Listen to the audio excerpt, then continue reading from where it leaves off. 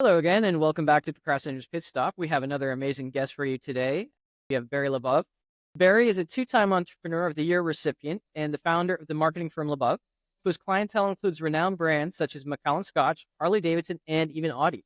As the author of the recently released Simon & Schuster release, The Power of Differentiation, Barry shares his journey and compelling stories from his clients, always focused on delivering value to his audience. Barry, welcome to the show.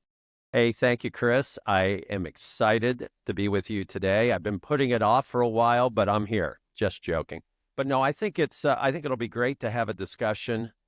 And I follow your podcast, so they're always entertaining. So I think we'll have a few laughs too.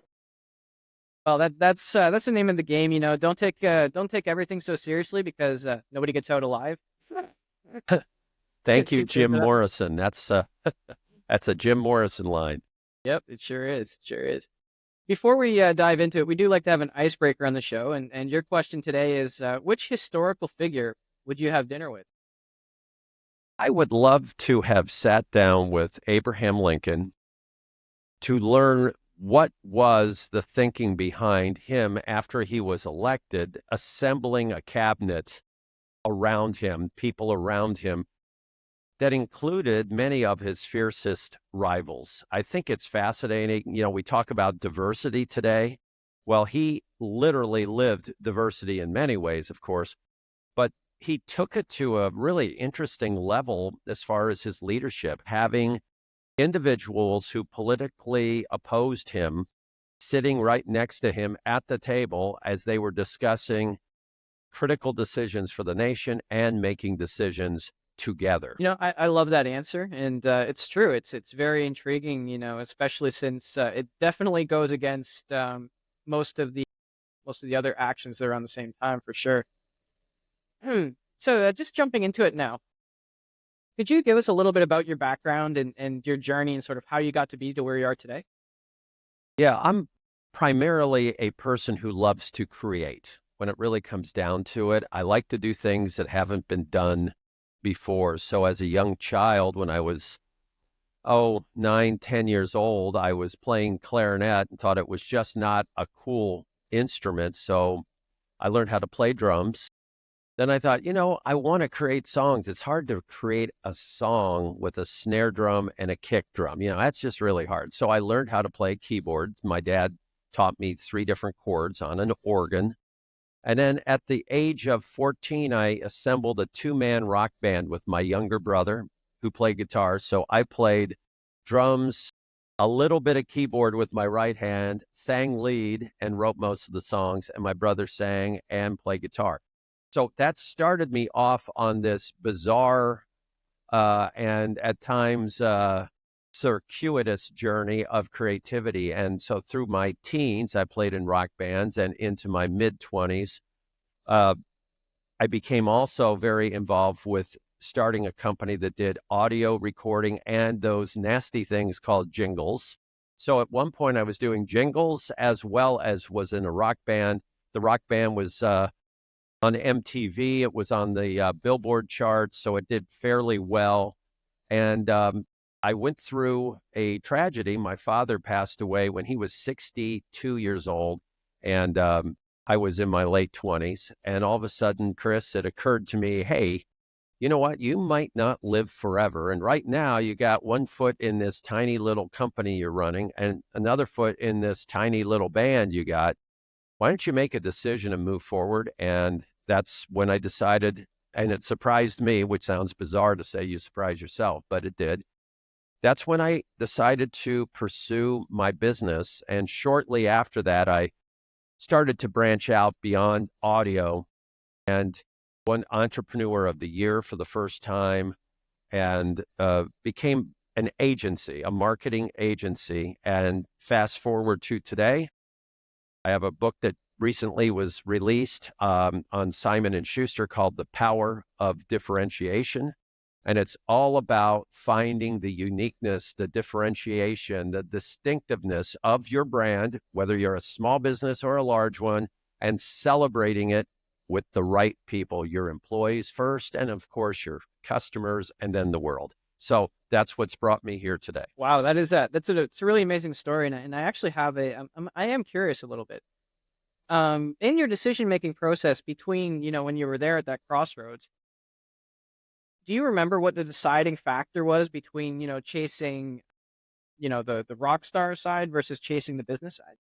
Yeah, I do, Chris. It was about fairness. And I felt that the music industry was not really fair. It was based on things that were not particularly easily achievable or fairly achievable. It could be your looks, it could be luck, it could be who you know.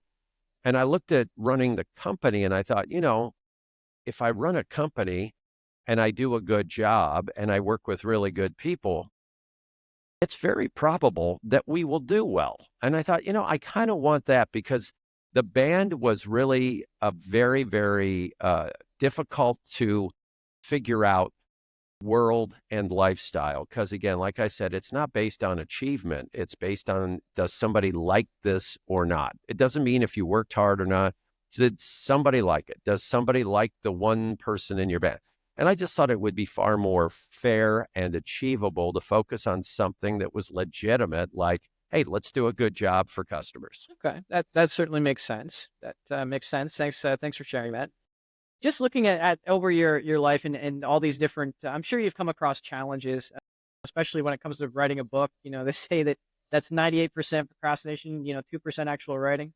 What would you say is the biggest challenge you had to You know, one thing for me I'll share with the audience is I overcame pretty early on a fear of being imperfect. Perfectionism is something that it can be very crippling. And early on in my music career, and it affected how I could write my book without procrastination, I learned in the music career that many of the best songs were actually created accidentally. They were mistakes originally. So somebody's at his guitar or somebody's at her keyboard at the piano and they're playing, and all of a sudden their finger goes to the wrong, quote, wrong spot, but it sounds beautiful. And then the point is, wait a minute, I got to go back and find that again. And what hit me was in the pursuit of trying to do something perfect, if we stumble and we do something that sounds different or looks different, it might just be better. It might be magical. So what I have done is when I start to look at, gee, I want this to be great, I want this to be perfect, what I have done is I've turned it into a game. And I've said to myself, look, I want you to finish, as an example of this chapter, I want to finish this chapter, whether it's great or not, but I want to finish it. I want to get to the end. I don't want to spend 2 years on the first paragraph. I want to finish this chapter and then I'm going to just walk away, but give myself license to come back in a few days. And if I hate it, delete it. If I love it, great. And always it's in between there. There are things I don't like, things I do like, but I tweak and change them. But I have to tell you, allowing myself to do that has given me very inspiring insights, because when I come back and look at that work a couple days later, some of the things that I struggled with very often are the things I love the most. No, I love that. I love how you point out that perfectionism is a big procrastination point because it is for many people. And I also love the fact that you said that most of well, not most, but it's a lot of things that are very great in the world were mistakes. One of my personal favorites, and I'm sure that there are other people that have it too. I haven't had one in a while though, but I'm watching the waistline. Is chocolate chip cookies, right? That was a mistake. That was just somebody trying to cut corners. Right. And there are many of those out there. In my book, I have a chapter dedicated to this. It's called The Perfect Trap. And it's what I deal with in business. I'll be working with a client and they go, before we get much further, we're going to hire a marketing director. And, we've been interviewing and, within a month or two, we'll get that person in.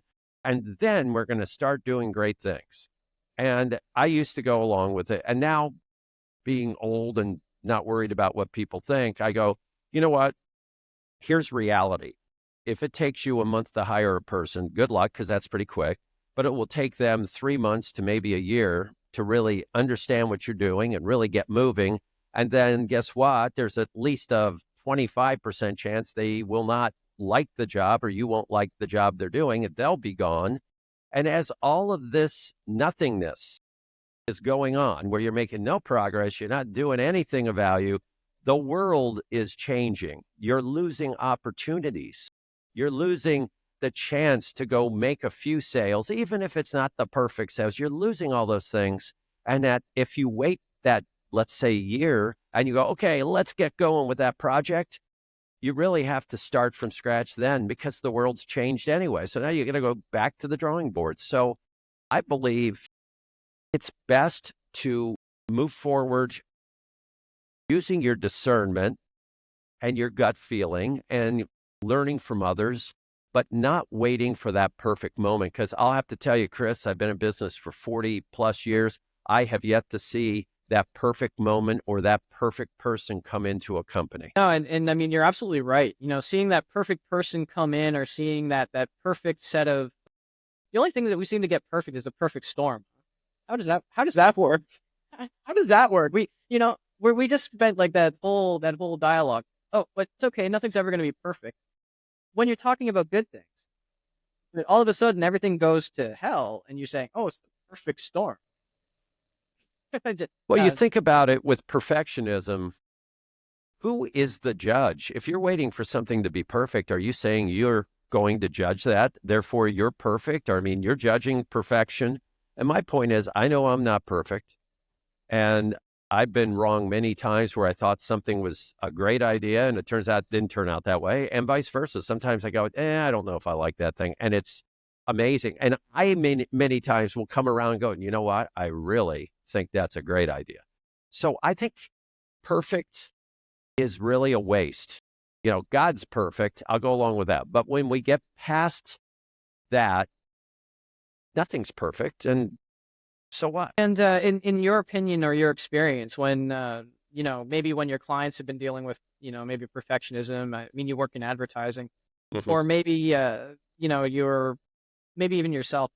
What do you think is the core kind of, I don't know, fear or discomfort that perfectionism is? Well, Chris, you talk a lot on your shows about discomfort really being connected to procrastination. And I think you're right. I think the fear of being wrong, the fear of being judged. I was in a band. I'll always remember this. I was in a band and I wrote prolifically. I wrote a lot of songs. So when people say, "Oh, you're a great songwriter," I would always say, and it wasn't humble, I would always say, "Well, I can write a lot of songs. It doesn't mean they're great. Okay. But I do write them." And I was in a band, and this is a great procrastination type story. I was in a band and I wrote songs and songs. I mean, dozens and dozens of songs, and some were really good, and then some were not. And I didn't know which were which. I just wrote these songs. Okay. And we had a guy that joined the band, and he had one song, and I liked that song. And it was really good. So we worked a long time on it and all that. He ended up leaving the band for some reason. I don't even remember. So about 3 years later, Chris, I'm in a different band and he joins that band. I go, "Oh, great, great, great." And they go, "You want him in the band?" I go, "Oh yeah, he's a great songwriter." And I said, "Hey, let's play some of your songs. Let's play." He said, "Okay, here's my song. Listen to this song. This one of my new songs." And I said, "Great." And he played it. It was the song he played 3 years prior. I said, "Wait a minute, that's the same one you played 3 years ago." He goes, "Well, yeah, I've been working on that." And I thought, well, you're working on the same song. In that period of time, I had written probably 50 different songs, 4 dozen or more different songs. And, I'd say a dozen of them were really, really good. But I learned so much writing all those different ones. And he, great talent, was still back where he was years prior, working on the same thing. And I thought, I'd rather be imperfect and constantly progressing and learning than being stuck where he was, which, like you say very wisely, he was very comfortable with that song. I mean, he knew it inside and out. But, let's step outside that comfort zone a little bit. Let's not get caught in that perfect trap. Let's try a different song. So that's what I look at. I think it's sometimes fear of failure, fear of being judged, fear of something that feels uncomfortable. And it's like, I don't want to sound tough, but it's like you just deal with it, just accept it and go, okay, I'm uncomfortable. I'm putting it out there. I love that. I love that story for sure because, and it's true. Any action is better than no action, right? If you get 0.1% better every day, you're still getting better every day, you know? And also when you're talking about things like being perfect and just getting out there, I think that that music and art and writing, I think they all come into find in the same kind of sort of category where you know you want it to be loved because it's your baby, right? You want to take care of your baby, but we tend to treat it literally as our baby, and we won't let go of it for 18 years. Right. Right. And I think that when I say we, I'm not talking philosophically. I'm talking about myself. This is the life I've lived. I have to just relax and realize, look, I'm a human being. I got plenty of flaws. So who cares? And number two, I'm working with humans that have plenty of flaws.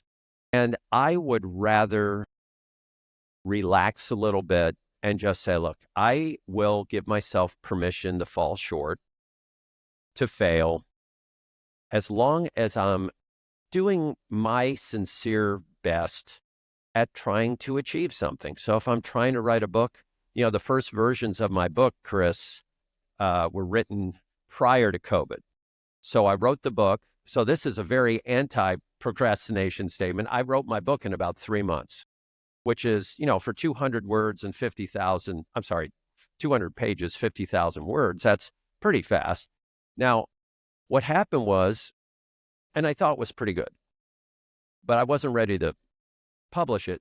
Then COVID hit, and all of a sudden, because I had relaxed myself to setting standards of perfection, and this has to be perfect, I all of a sudden allowed myself to look at the world. And when COVID struck and 50 million Americans quit their job in 1 year, I thought, this book, which is about branding and how to increase your sales and profit by branding, uh, became something more than that. It was also a book that can give employees that work at a company a reason to stay where they're at, because if they realize that what they're doing actually is unique and has a value to it, they're more likely to stay.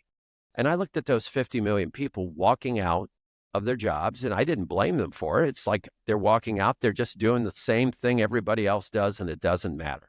And I thought, you know what? Let's give them a few things that they can consider before they walk out that just might matter, giving them significance. And I'm just saying that elongated how long I wrote the book, because all of a sudden new chapters were written and new stories were added and nuances were added throughout the book.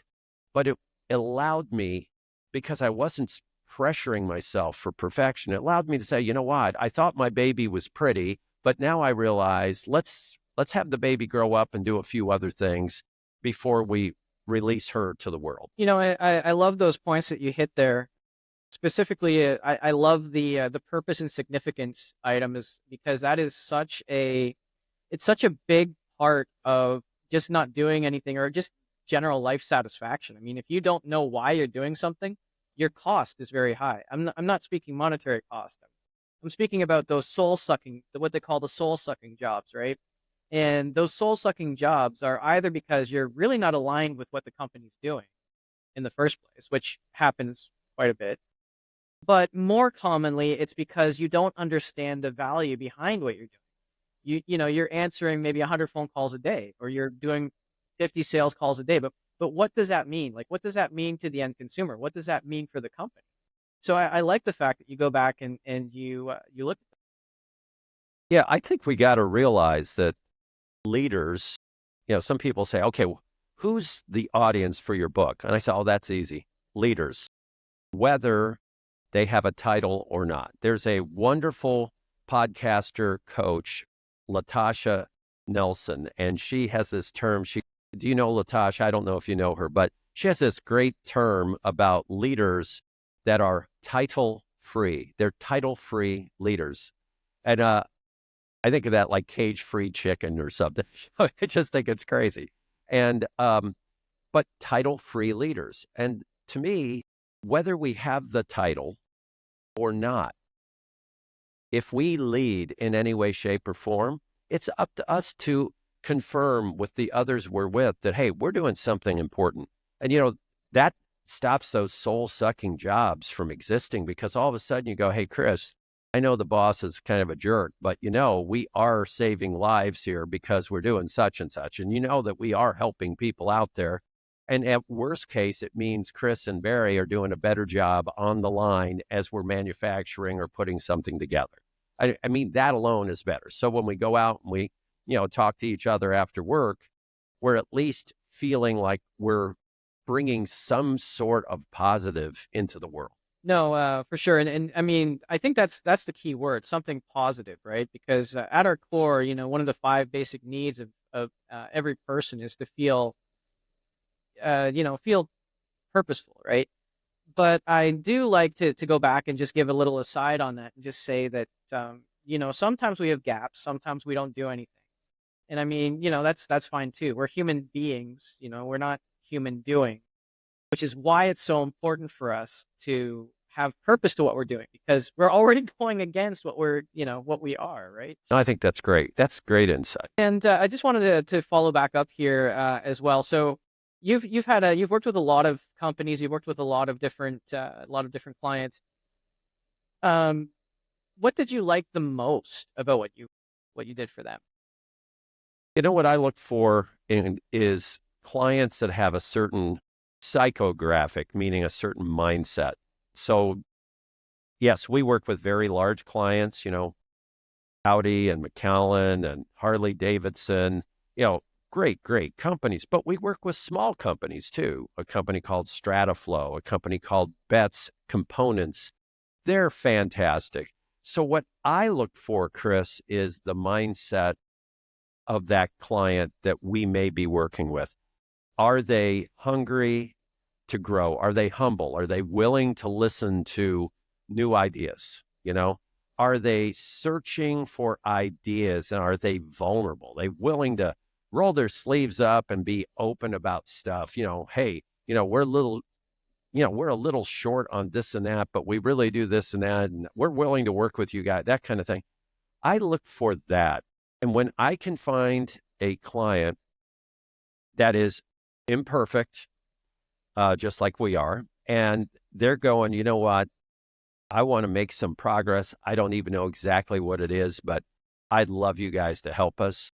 I'll tell you what, that's a great feeling because I feel more often than not, my team comes in and we see things because we're looking for differentiation that is already there. We see things that are so positive that our clients are so close to, they don't see them.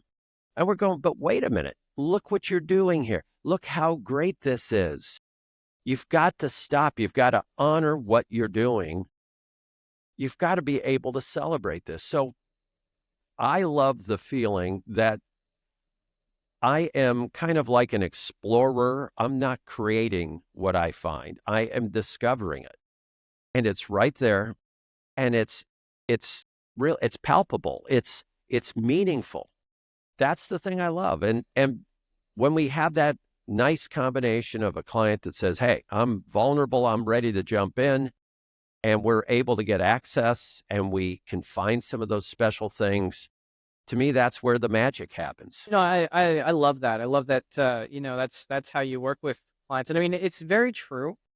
I mean, what you do is almost like a hybrid, marketing and almost like a coaching too, because we all have blind spots, right? I mean, I have them. I mean, somebody points out to me, "Hey, Chris, you're being an idiot. What are you doing?" It's like, "Oh, I didn't even know I did that." So, we all have blind spots, and it's good to have those pointed out. Uh, I think you mentioned hybrid. I've been called that, and our team has been called that because we do marketing for companies, but we also help train people. And you go, wait a minute, you can't be both. And we're going, why? Wouldn't it be good to know what makes the company unique and then to be able to communicate it to the sales staff, to the service staff, to the employees? I mean, why wouldn't that be natural? And so I think that when you step back and you don't worship certain conventions that say you're not allowed to do this because you do that, and just go, hey, forget it. I'm going to do what I think makes sense. And again, give myself some latitude that if it turns out it's dumb, it's idiotic, then you go, okay, well, I at least had the right attitude going into it. But I think we have to look at the titles we throw on ourselves or the things that we call what we're doing. And we have to just step back and say, what is really at the heart? And what I'm trying to do is discover what makes a brand unique so that they don't change that. That's one of my big goals. I don't want the customers to change the 2 or 3 things they're doing that are fantastic. Then I want them to name them because, you don't have children named child 1, 2, and 3. They have names. They have stories behind them. So let's name them. Let's have stories behind them. And then, like I've said 5 times already, celebrate. I think it's important for people, starting with you and me, everybody, to celebrate the good things you're doing because there's so many things you don't feel you're doing well. Let's celebrate the good things you're doing, partially because as humans, we need to feel significance. And I think also partially because it reinforces that we should keep doing those things because they're helping others. I really love that approach. Look at what you're doing right, and going over what you're doing wrong or what you're doing sort of incorrectly. But we don't have a culture where we look at what we're doing right very often. I mean, you can look at this right from birth until going out into the workforce. I mean, in school, I look at my own daughter's report card or my report card. Like, you get the 1 or 2 A's or whatever, but you get 1 C, and that's what they focus on for the entire meeting and the entire year. You got, doesn't matter. You could get all straight A's. For me, I got my C in gym. I don't think it's a intense title, right? But that's all anybody would focus on. You got a C there. Why'd you get a C? And I think that we need to celebrate the wins. I mean, We do. I think we've got to realize that uniqueness or differentiation is special. So, I got kicked out of 2nd grade because the teacher asked me a basic arithmetic question and I answered it with an algebra answer because my dad taught me algebra at that age. So she kicked me out and she told my parents, you're going to destroy this boy's mind and he's going to be a lopsided individual and this is horrible. Don't teach him algebra. And, you look at that and you go, instead of celebrating that, hey, here's a kid that gets math, and say, hey, that's kind of cool. Instead, you slap him on the wrist. And I think that's wrong. I look at that with my children as well as my grandkids. And I have a grandson who is a planner. He plans things. I call him the planner. And he's really the only one in his family that plans. Everybody else is kind of flying around doing what they're doing in the moment. And instead of him being allowed to feel like he's the weirdo, I celebrate him. I go, hey, planner, get over here. What are we going to do today? Let's go do this. And I think whether it's our children, whether it's our employees, we have to celebrate those things. And you're right. We look at the C on the report card, but we don't pay attention to the fact that the kid got A's in these 2 other classes. And that's really great. oh yeah, for sure. And celebrating those wins, but it helps make it more palatable too. I mean, we call it, to be polite, we call it the turd sandwich, right? You got the good, then you got the not so good, then you got something good again, and it makes it easier to go down, right? A spoonful of sugar. Right. Well, I interviewed Bob Chapman, who is a best-selling author, and he wrote, Everyone, I think it's everyone, not everybody. Everyone matters. And it's all about taking care of your employees and treating them like family. And what he does, and his book is great. I really recommend it to anybody out there. What he does is he says he treats his employees just like you're supposed to treat your children, which is make sure for every 1 criticism, you have given them 5 sincere compliments. So not insincere, like, oh, you're so funny. Oh, you're really cute. Oh, you're blah, blah, blah. No, things that are really good. You really do this well. I love that you do such and such. I blah, blah, all those kinds of things. And then, yeah, you can get in there and say, one thing I'd like you to look at is I'd like you to look at such and such. And I think even though it sounds kind of elementary, it's probably more true than not, right? It's a lot easier to take a criticism from a person who has also identified things you have done well. No, that's very true. And when it comes to criticism as well, and you talked about being sincere, it's that actually had I was actually discussing this last night with somebody as well about how we need to be more sincere with people. We need to be honest with people, but we also need to understand that something that may seem insignificant to you is actually significant to the other person. It's actually a big win. I mean, like you said with that your example where you had the you got kicked out of second grade because or we're going to get kicked out because you knew algebra. Well, I mean, that's a very significant thing, like you said. Now, it might not be significant to the teacher because the teacher is, trying to do their job and they're trying to downplay it. But you know, the other example that I like to give too is Mount Everest. Somebody comes up to you today. Let's say 20 years ago, somebody comes up to you then and says, "I want to climb Everest." Oh, that's awesome! I climbed Everest. Whoa, that's great. Now there are thousands of people every year that climb Everest. So now it's funny, but it's like we treat that accomplishment almost the same as we dismiss a child when they draw a picture of a pony that looks like a turtle.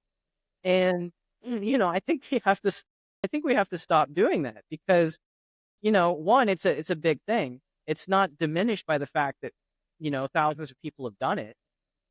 And we also have to take the other side of the story too, where that child that drew that horse, I mean, for them, that was their Everest. So perception and I think empathy are big things now. I agree with you. I think it's in our lives as leaders, solopreneurs, entrepreneurs, or you know, team players, it's really important to accept the differences in others, celebrate them quite often as well, and not try to be like them. Just go, I love that she's that way. I think it's awesome.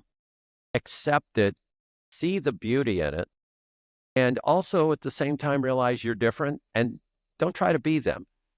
That's another thing I talk about in the book about commodities. So often, a great brand will commoditize itself because they're looking at the competition and they're going, we got a lower price. We got to get rid of some of these flashy, unique things that cost more money, and we got to get cheap like the competition. And we do that as people, but we do that with our companies. And it's like, why? Why cheapen what you're doing so that you look and act like something you're not? Well, I mean, that's a very good observation. I would hazard a guess that they're doing that because they probably want to be profitable, so they're trying to emulate success. And one of the ways that we do that is we downplay. We do this when we're children. If we're better than someone else, sometimes we'll downplay our grades to not, be ostracized, or we'll, hide the fact that we're doing well, or like to your point, this happens in business all the time. Whenever the economy takes a downturn, people slash prices, and then it becomes this price war to the bottom. And I think it's just because they're afraid of losing market share. Or what would your take on that be? I think what happens, the companies, because I've lived through this a few dozen times with various clients, I think they look at the competition and they go, now, wait a minute, I thought we were pretty good, but the competition's gaining on us and they're doing such and such and they're making more money than us and we can do that. And see, we as individuals, Chris, or we as leaders, Chris, either way, it's the same thing. It's not whether or not we can try to pull off something and be like someone or something else, because you probably can pull it off for a little while. It's looking at it and saying, okay, but is that genuinely what I am? Because if it's not, I will not be able to sustain being something I am not. And I think that's critical for humans as well as companies. So I think what happens is a company looks at a competitor, goes, you know what? They stink compared to us and they're doing better and they have more sales. So you know what? Let's get rid of this, get rid of that. Let's lower our price and let's start acting like them.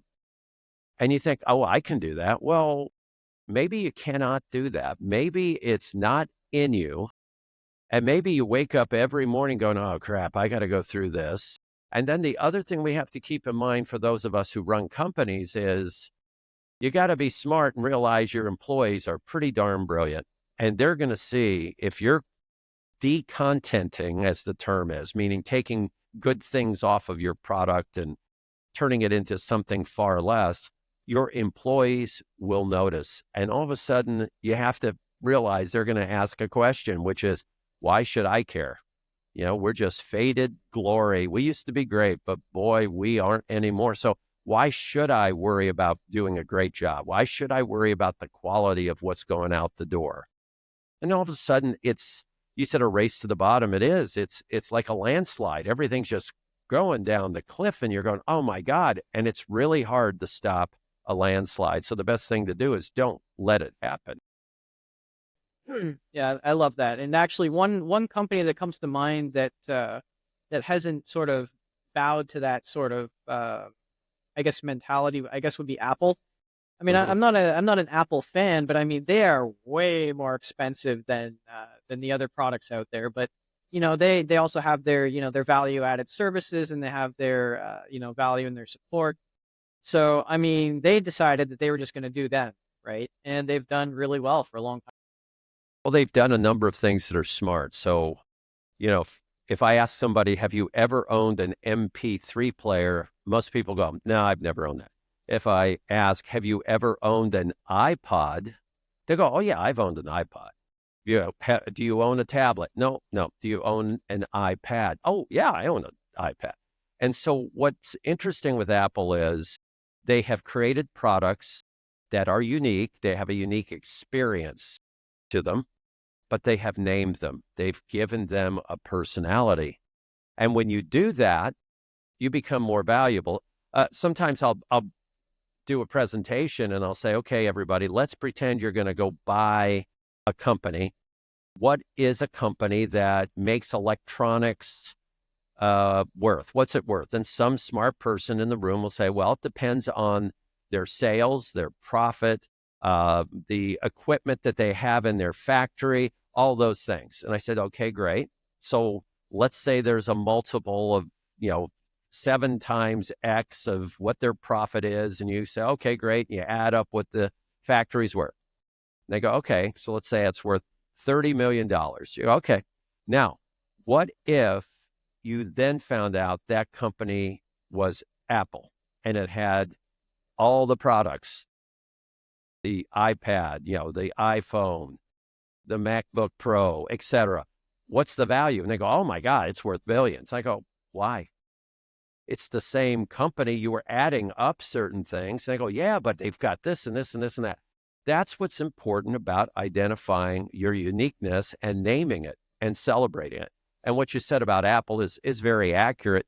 They are known as the computer for the creative person. Okay. Well, what's really good about that is there are creative people that use it all the time. And then there are people who think they're creative who want to have an Apple as well. So that's a lot of people.